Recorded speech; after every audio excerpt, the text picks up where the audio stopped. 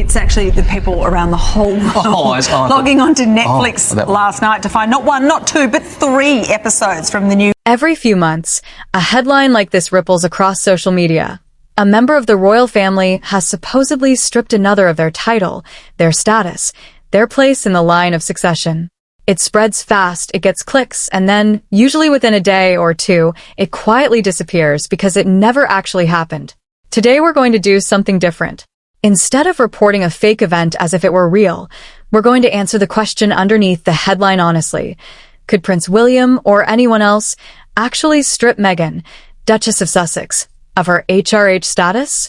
And if so, how would that really work? To understand this properly, we need to start with what an HRH status even is, because most people understandably don't know the mechanics behind it. HRH stands for Her Royal Highness, or His Royal Highness. It's a style, not a title. A title is something like Duke or Duchess, Prince or Princess. A style is the form of address that goes in front of it.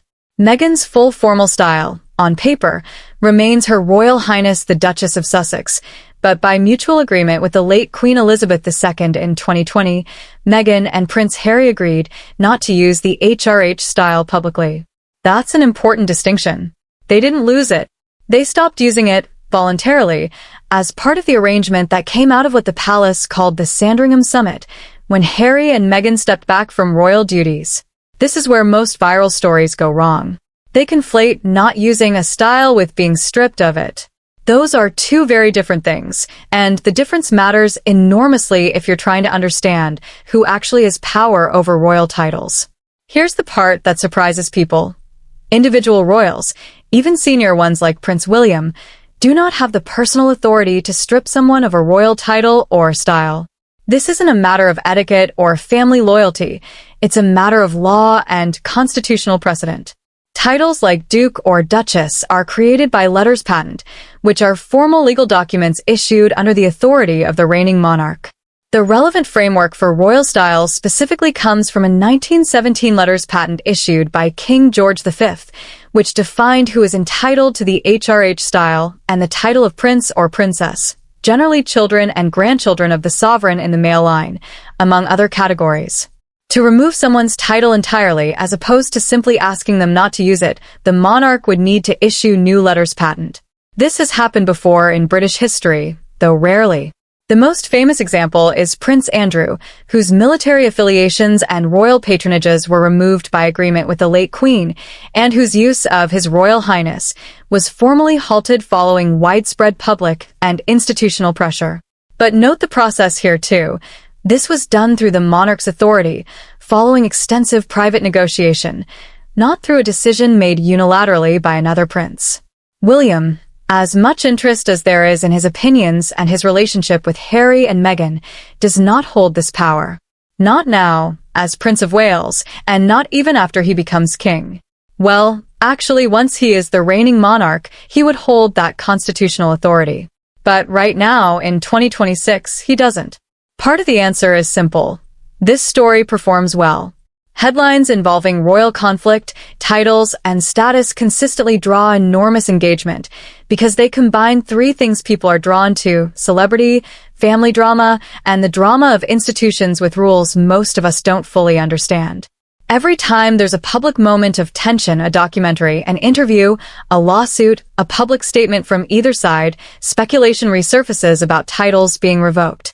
There's also a genuine undercurrent of public sentiment driving this. Polling in the UK has shown fluctuating but often unfavorable views of Harry and Meghan among British audiences, particularly following the 2020 departure from royal duties and the subsequent Oprah interview, the Netflix docuseries, and Harry's memoir Spare. Some of that sentiment expresses itself online as people wishing for, or predicting, formal consequences like title removal, even when that's not something the institution has signaled any intention of doing. It's worth being honest about this dynamic. These stories often aren't really about legal process at all. They're a stand-in for a broader public argument about whether Harry and Meghan should still be considered part of the institution, and whether their continued use of titles like Duke and Duchess of Sussex is appropriate given their distance from official royal duties. Let's separate confirmed fact from speculation, because that distinction is the whole point of this video. Confirmed. Harry and Meghan agreed in 2020 to step back as working members of the royal family. As part of that arrangement, they agreed not to use their HRH styles while carrying out non-royal commercial ventures. Their titles, Duke and Duchess of Sussex, were not removed. Harry lost his honorary military titles and royal patronages in 2021, a change that took effect after a period of transition and which was framed as a natural consequence of no longer undertaking official duties, not as a punitive title strip. Unconfirmed and speculative. Any suggestion that Meghan has been, or is about to be, formally stripped of the Sussex title, HRH status, or removed from a line of succession document. It's also worth noting, Meghan was never in the line of succession to begin with. She married into the family. The line of succession runs through blood descent from the sovereign, governed by the Act of Settlement 1701 and modified by the Succession to the Crown Act 2013, which removed male preference primogeniture.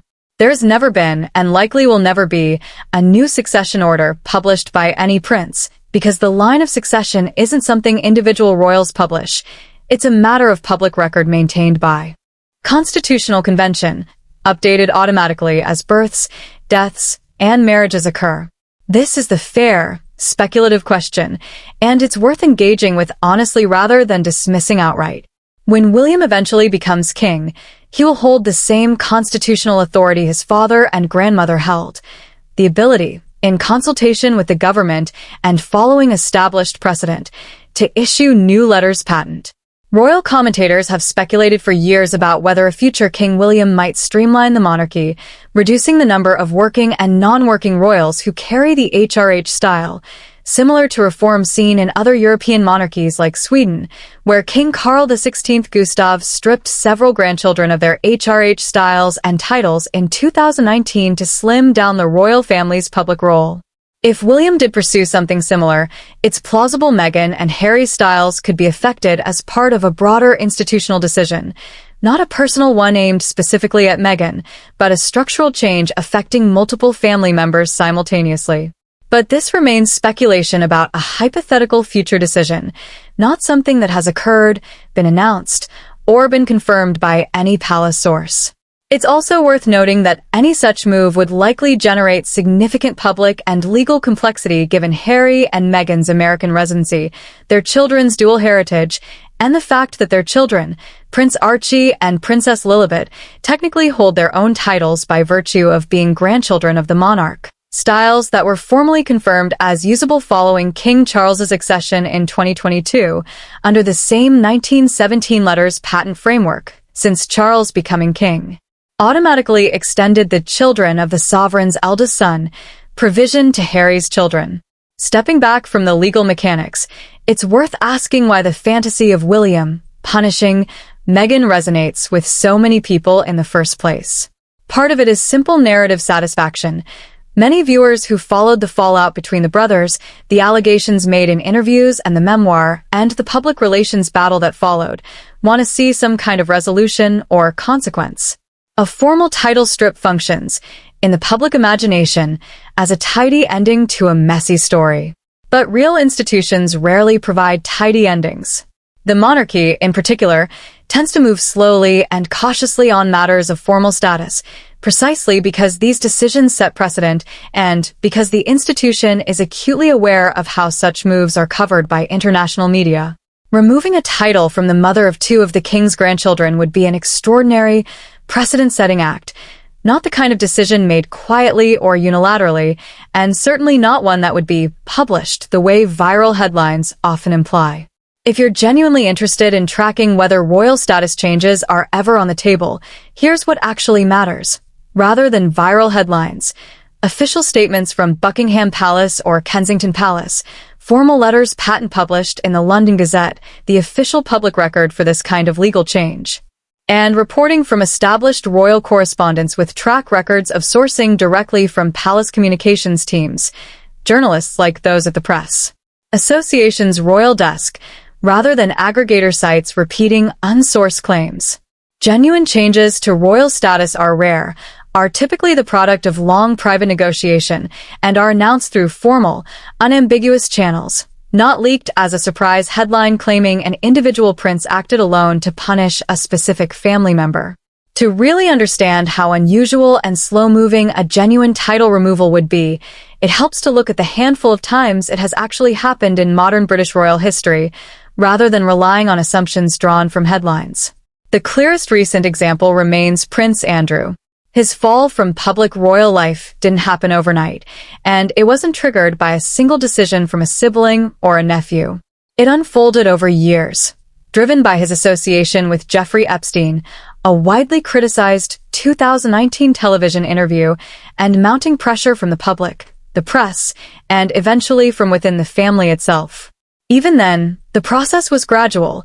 He stepped back from public duties in 2019, lost his honorary military appointments and royal patronages in early 2022, and continued to face pressure over his use of the Prince Andrew title and any residual HRH usage in subsequent years.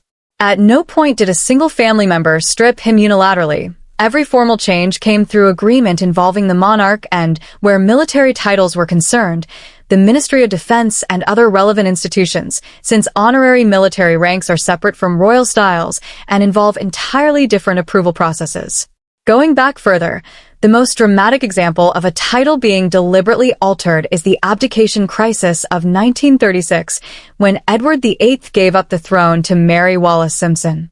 Even in that extraordinary situation, arguably the biggest constitutional crisis the monarchy faced in the 20th century, the process still ran through formal legal channels. A specific Act of Parliament, His Majesty's Declaration of Abdication Act 1936, was required to formalize the change, and a subsequent letter's patent restricted the style of Royal Highness for Edward's wife, Wallis, specifically excluding her from sharing his HRH style as Duke of Windsor. That decision, made by his brother King George VI, is sometimes raised as a historical parallel when people speculate about Meghan, but it's worth noting it was a decision made by a reigning monarch following an abdication, not by a sibling or heir with no formal power to act alone. This history matters because it shows a consistent pattern. Real changes to royal status take time, involve multiple institutions, and are always tied to the authority of whoever is the sitting monarch, not to personal disputes between family members, however publicly aired those disputes might be. Since stepping back from royal duties, Harry and Meghan have built an independent public life centered in California, with ventures spanning media production through their company Archwell Productions, which has released projects with Netflix and Spotify, along with Meghan's lifestyle brand, As Ever, and Harry's continued